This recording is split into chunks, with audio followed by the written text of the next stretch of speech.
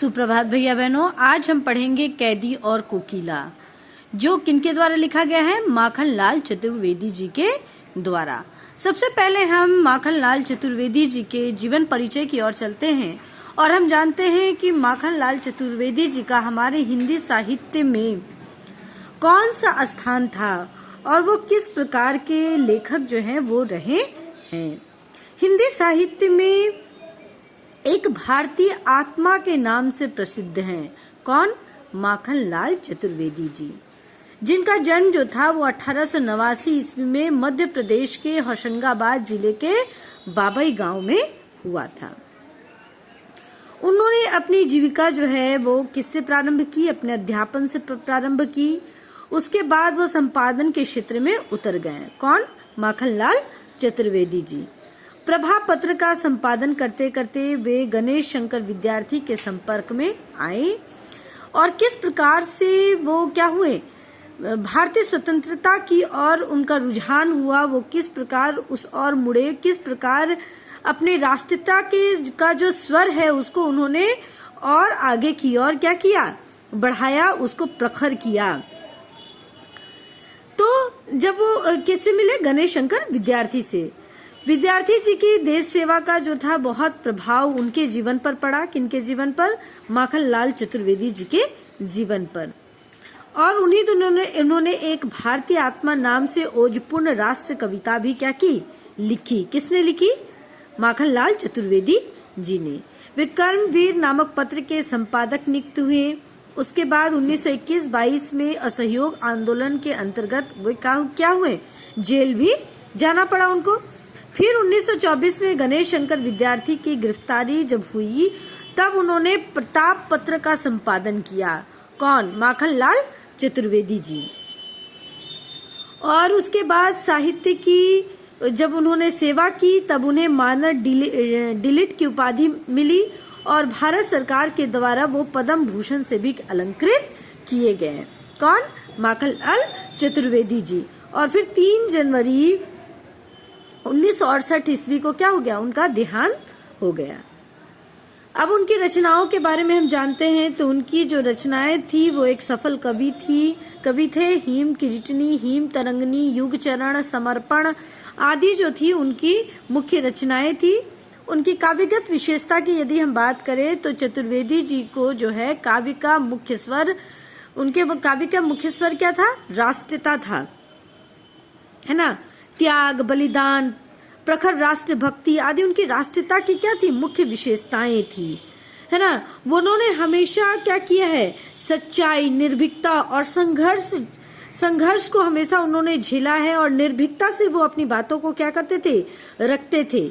उनमें मानवतावाद का जो था वो स्वर जो था वो वर्तमान रूप से था। किस में? माखनलाल चतुर्वेदी जी में। उनके काव्य स्वतंत्रता आंदोलन को क्या करते थे, बहुत बल दिया करते थे। उनकी जो कुछ आरंभिक रचनाएं थी वो भक्ति और अध्यात्म संबंधी भी थी, लेकिन वह उनके काव्य की जो मुख्य विशेषता थी वो किसकी ओर थी, राष्ट्रीयता की ओर ही थी। यदि हम उनकी भाषा शैली के बारे में बात करें तो उनकी भाषा शैली जो थी वो शुद्ध मानक खड़ी बोली थी। आज हम पढ़ेंगे कैदी और कोकिला। तो उन्होंने कैदी और कोकिला में उन्होंने क्या लिखा है, तो कैदी और कोकिला के बारे में हम जानते हैं। कैदी और कोकिला जो है एक भारतीय पंडित जिसको हम कहेंगे, कौन थे? माखनलाल चतुर्वेदी जी। उनके बारे में कहा गया है कि उन्होंने लिखा है जो क्या है, जिसमें उन्होंने ब्रिटिश उपनिवेशवाद और शोषण तंत्र का जो है बारीक विश्लेषण किया है और उन्होंने बताया है कि भारतीय स्वाधीनता सेनानियों के साथ जेल में किस प्रकार का दुर्व्यवहार किया जाता था, किस प्रकार के मार्मिक यातनाएं उनको दी जाती थी, उसका साक्ष्य प्रमाण उन्होंने इस कविता में प्रमाणित करने का क्या किया है, प्रयास किया है। और साथ ही साथ उन्होंने एक कोयल के द्वारा अपने मन का जो दुख है, अपने मन का जो असंतोष है और ब्रिटिश साम्राज्य के प्रति जो उनके हृदय में आक्रोश है, उन्होंने उसको प्रकट करने का यहाँ पर भरपूर क्या किया है, प्रयास किया है। और साथ ही साथ उन्होंने यह भी बताया है कि किस प्रकार से हमारे देश के लोग जो हैं वो क्या किए, संघर्ष, जो उनकी आत्मा का परिचय है। हमारे देश के लोग जो हैं इतनी आसानी से हार मानने वाले नहीं हैं और उन्होंने बहुत संघर्ष किया, किसको पाने के लिए, स्वतंत्रता को पाने के लिए। यहाँ पर अब हम आगे देखते हैं कि कैदी और कोकिला में वो क्या कहते हैं। क्या कहते हैं, क्या गाती हो, क्यों रह जाती हो, कोकिल बोलो तो क्या लाती हो, संदेशा किसका है, कोकिल बोलो तो। ये पंक्ति जो है उसमें वो क्या कहते हैं, हे कोयल, तुम कारागार के ऊपर मंडराकर बार बार क्या गा रही हो, तुम मन की कौन सी गहरी बात को क्या करना चाहती हो, बताना चाहती हो, तुम मेरे लिए क्या प्रेरणा लाई हो, क्या लाती हो, संदेशा किसका है, क्या प्रेरणा तुम लाई हो, यह संदेश किसका लाई हो, तुम यह प्रेरणा भरे संदेश जो है किस स्रोत से लाई हो, कोयल तुम मुझको क्या करो, स्पष्ट करो। कवि के अनुसार जो है कोयल जो है अंग्रेज सरकार के अत्याचारों से क्या है, पूरी तरह से शुद्ध है। वह जेल में बंदी कैदियों के साथ हो रहे अत्याचारों को देखकर क्या हो गई है, बिल्कुल क्या बोलेंगे उसको हम, बिल्कुल वो पिघल गई है उसके अत्याचार से, वह बहुत दुखी है, इसलिए वह जेल की दीवारों के ऊपर क्या हो रही है, मंडराकर गाने लगी है। आगे कहते हैं, ऊंची काली दीवारों के घेरे पर डाकू चोरे बटमारों के डेरे में जीने को देते नहीं पेट भर खाना, मरने भी देते नहीं तड़प रह जाना, जीवन पर अब दिन रात कड़ा पहरा है, शासन है यह तम का प्रभाव गहरा है, हिम कर निराश कर चला रात भी काली, इस समय कालीमय जगह क्यों आली। अब वो क्या कहते हैं, अब कह रहे हैं कि यह कोयल जो है उनको कहते हैं कि तुम संबोधित कर रही हो, कौन से संदेश को लाई हो, कौन से संदेश को देना चाहती हो। मैं यहाँ बंदी का जीवन क्या कर रहा हूँ, व्यतीत कर रहा हूँ। कारावास की जो दीवारें हैं वो क्या है, ऊंची ऊंची है, ऊंची काली दीवारों के घेरे पर वो क्या है, दीवारें जो है वो क्या है, ऊंची है ना। यह वही जगह है जहाँ चोर लुटेरे और बटमार क्या होते हैं, लाए जाते हैं। बटमार किसको कहते हैं, जो पॉकेट मारते हैं, है ना।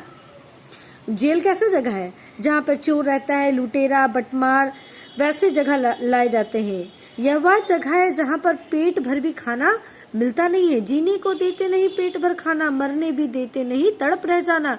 जेल क्या है, जेल में ना तो हम मर पाते हैं और ना ही जी पाते हैं। कैसे, तो वहाँ जो है हम तड़प तड़प कर घुट घुट कर रह जाते हैं।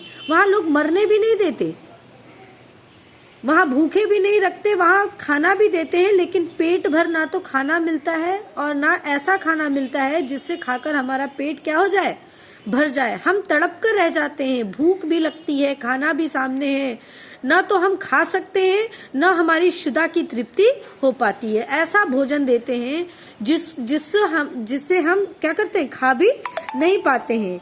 मतलब वो बता रहे हैं कि यह स्थिति जो है वहाँ व्यक्ति, ऐसी स्थिति हो जाती है ना वहाँ व्यक्ति जी सकता है और ना ही मर सकता है। केवल तड़पते हैं हम वहाँ, है ना। तड़पना ही वहाँ की जीवन की क्या हो जाती है, नियति हो जाती है। जीवन पर शासन का जो नियंत्रण है वो क्या होता है,